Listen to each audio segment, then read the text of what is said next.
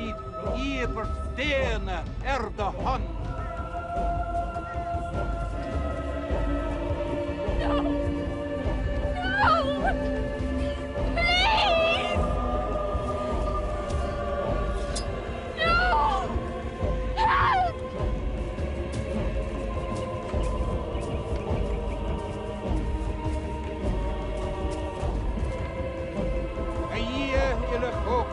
We sacrifice to you the life and blood of this firstborn virgin slave.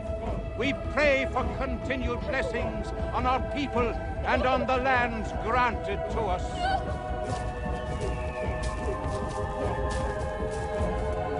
Please! No! Please! No! Stop! I come in the name of the one true God.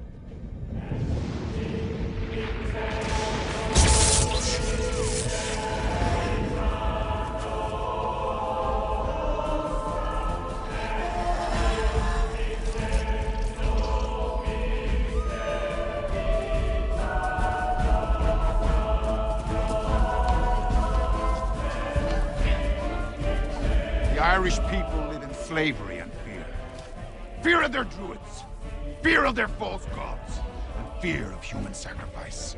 Never again will innocent Irish blood be shed upon this pagan altar. Never!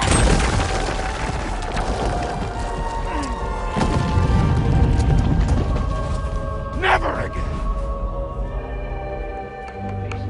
Enough! Enough! Enough! Being in agreement won't change the situation. What we require is action now. We have been tricked by this man, Patrick. He came here presenting himself as an innocent and a servant of the church. Now he rules Ireland as if he were its high king. The shrewdest man is often the one who presents himself as the fool. He was helped in this ploy by a bishop whom we have in the past trusted. A bishop whose views we shall question in future. We must call Patrick here to answer to us. Yes! Yes! Yes! Yes! Ireland belongs under the rule of the British Church. Rome would concede this, but Patrick would not. Now, I believe that unless we stop this man, he will convert that pagan island not to the Christian church, but to the church of his own God, the church of Patrick. Now, will we allow that to happen? No. Will we let a former slave rob us of the tithes and respect due from the converted heathens of Ireland? No. Then let this wild man come down from the hills of Ireland and explain himself before the rule of our church.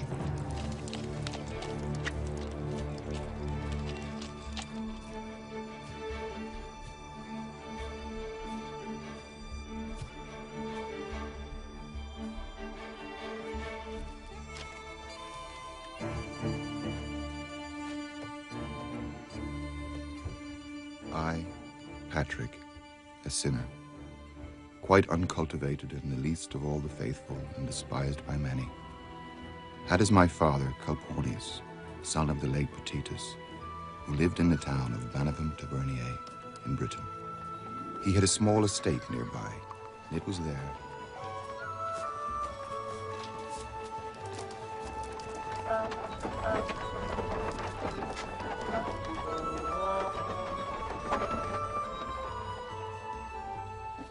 I'll take this now. The poor boy has been so long at his studies, he must be starving. Patrick! Patrick, I know you didn't want to be disturbed at your studies, but you must eat. Patrick?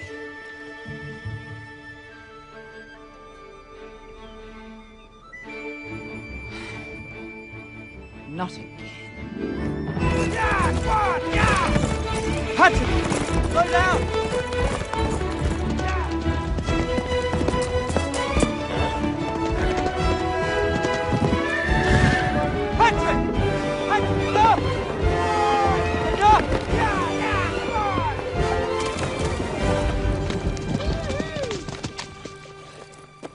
You're crazy.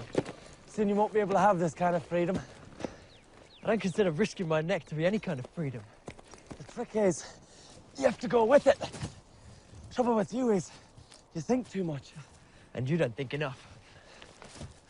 It's gonna get you into more and more trouble. There's something I want to show you.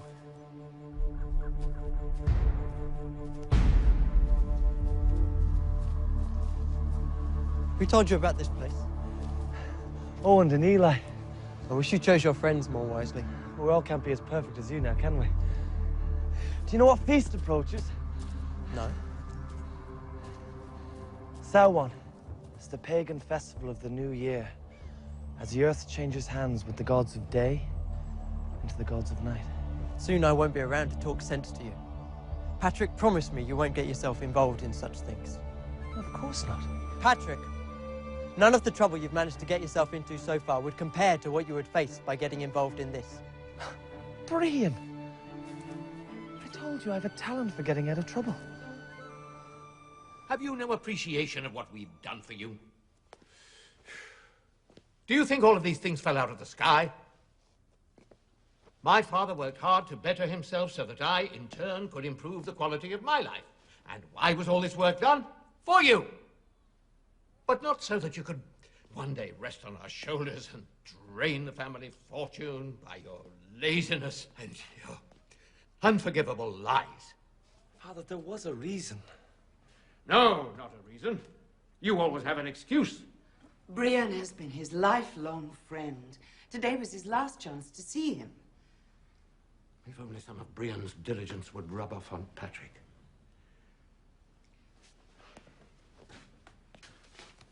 Brian is making the most of his lot, humble though that may be. In each generation, the father struggles so that the son may rise higher than he, not sink like you. Calpurnius, you're too harsh. Oh, he doesn't listen anyway. The Romans have shrunk from us, and Britain is left to rule itself. We have the Saxons invading on one side and those thugs, the Celts, invading on the other. A new Britain must be forged, and you have the choice of being either the hammer or the molded iron. There are only two paths in this life. Be master or be slave. Which would you be? Father, I promise. I'll apply myself.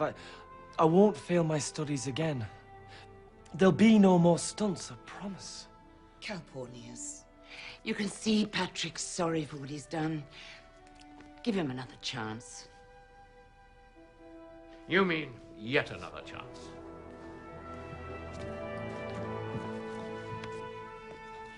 Patrick, you can see your father is only concerned for your welfare. Yes, Mother. Now, you must promise to apply yourself to your studies now. For your own sake, if not for mine. Mother, I promise. I'll hardly take my eyes off my books long enough to smile at you until my studies are complete.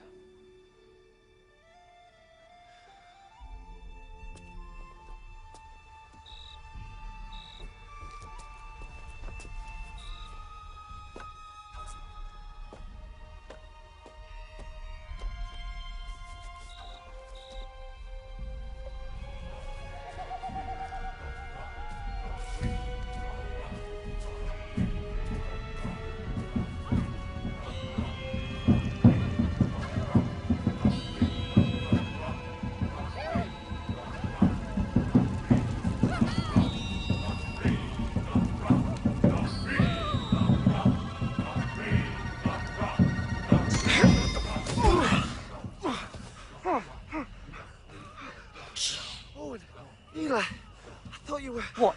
The Celts? The boogeyman come to take you away? You've come to join in? No, I did not.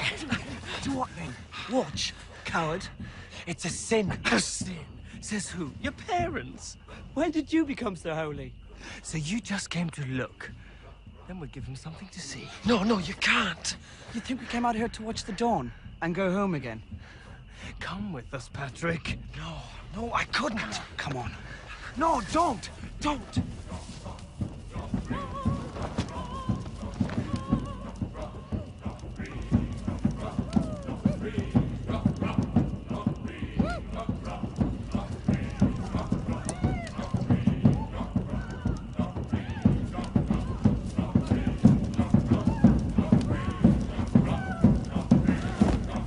you now, O gods of darkness.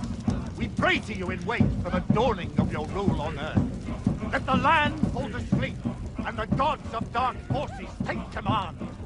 We plead to you for our safekeeping at your hand.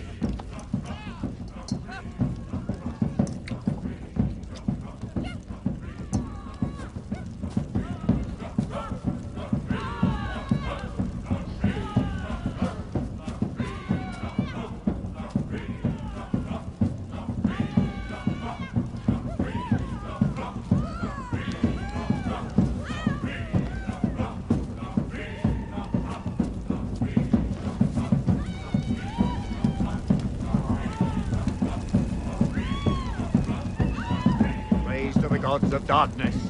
Praise to the spirit of Samhain. Praise to the lords of the underworld who take hold of our land in the dawning of their time.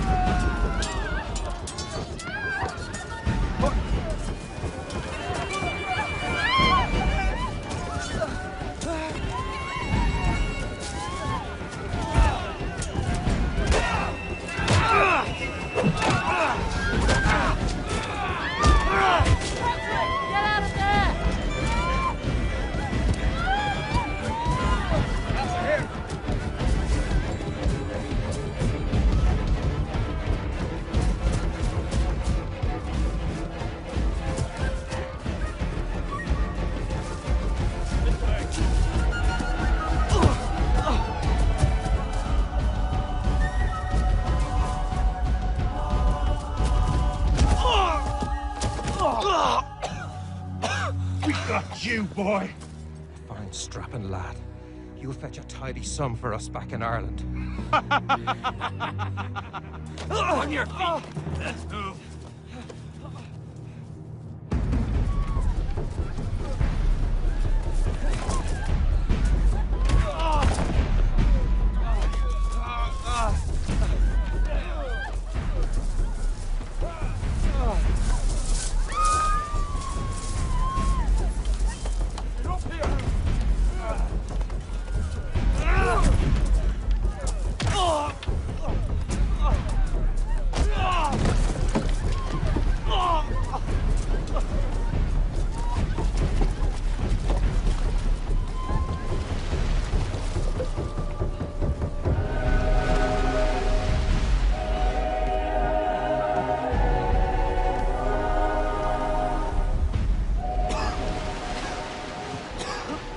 As a youth, I was taken captive, before I had the sense to know what to seek and what to avoid, and before I knew the true God. I was taken to Ireland with so many others, and we deserved it, because we drew away from God, and he brought on us the fury of his anger.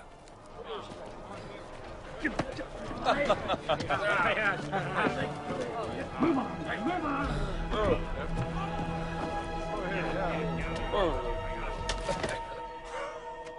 A spirited one. I always enjoy breaking the spirited ones. My father's a tax collector for the Roman Empire. He has many friends in the Legion. Ah, there isn't a Roman soldier left in your weak little country. How much for this one? 4 gold pieces. My father will pay you 10 times that much for my return. The boy's a lunatic. But then he can keep his own company with the work I'll put him to. I'll take him for 3 gold pieces. Done. Please, get a message to my father. I come from the town of Banavum Tiberne in the west of Britain. He's a nobleman there. His name's Calpurnius. Please. She won't help you. Nula's a good slave. She knows it's the law of this land that if a slave is found on the road without his master, he's put to death. We'll put him to work in the western region of my lands. He can tend my flocks there. Yes, my lord. So your father would pay me 10 times your price. A nobleman's son indeed. The Britons are a race of madmen.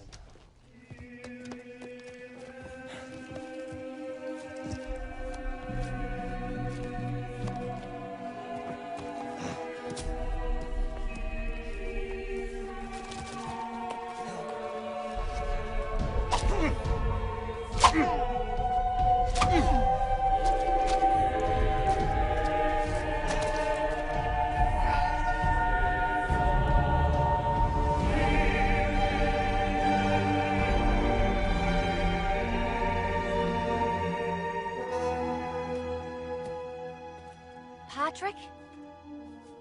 Go away. Patrick? It's Nuala. Remember me, the slave girl from the village? I've brought some food. My father sent me. You're supposed to come down to the village the day after every full moon for your provisions, remember?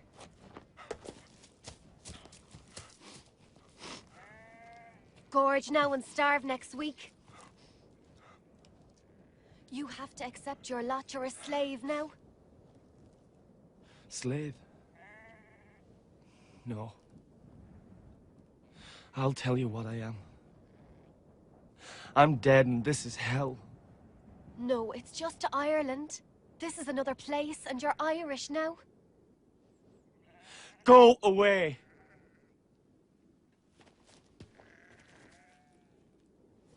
I knew what you said was true. You weren't born to poverty or servitude. You must accept or go mad. My father says we should wed. We would make children. You could get better work from our master. My father would get a reward. What do I care about your father's reward? Look at me! My hands are raw! And I'm cold, and I'm wet, and I'm starving, and I don't know when I'm gonna get out of this place! Things could be worse. At least you have your life. What good is that? That's up to you. Life is a gift, no matter how humble. I must be on my way. If my master catches me here, he'll beat me. I'll bring you more food tomorrow. Nuala. Thanks. You're welcome, Patrick.